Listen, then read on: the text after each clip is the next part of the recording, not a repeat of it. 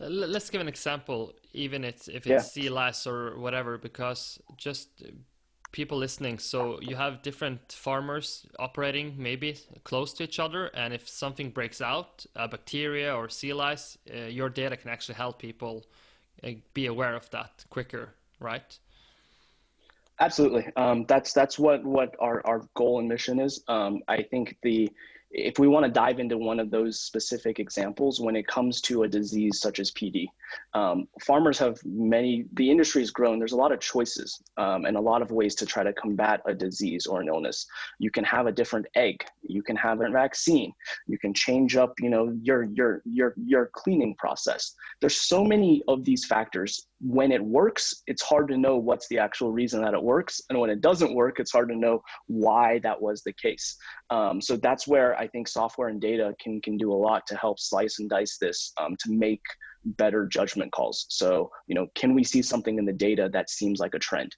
Can we measure that over time and really get to confirmation if that is the actual case and whether that specific reason was why something worked or didn't work? When it comes to a disease like PD, that's a very specific example.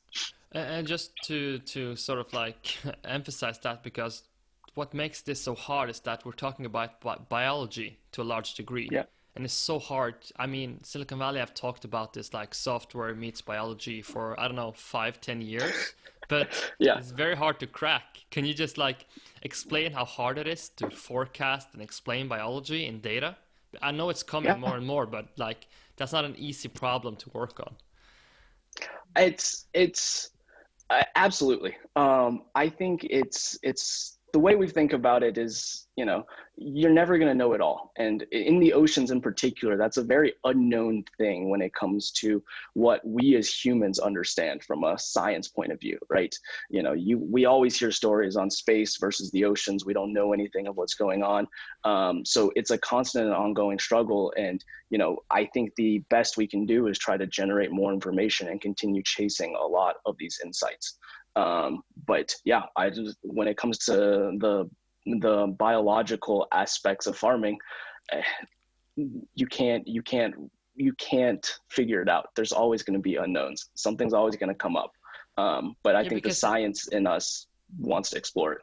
because Yeah, also it's also always evolving, right? So it's not like if you figure out biology, you're done. You're just like, okay, now yeah. it's day one and day two will be different. Absolutely. Yeah. There's a ton of random occurrences, right? And when I one of the facts that I think is so interesting is when it comes to salmon farming, right? People will compare it to cattle, to chickens, to pigs and poultry. But when you think about the amount of generations that have occurred, salmon farming is, what do we have? Maybe 10, 20 at most generations of fish that have ever been raised and kind of bred.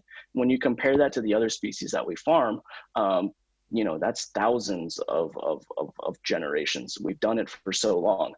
There's been a lot of times to kind of figure it out and, see what the different options are. But when it comes to fish, we're still so early in that process. It hasn't even developed yet. Definitely.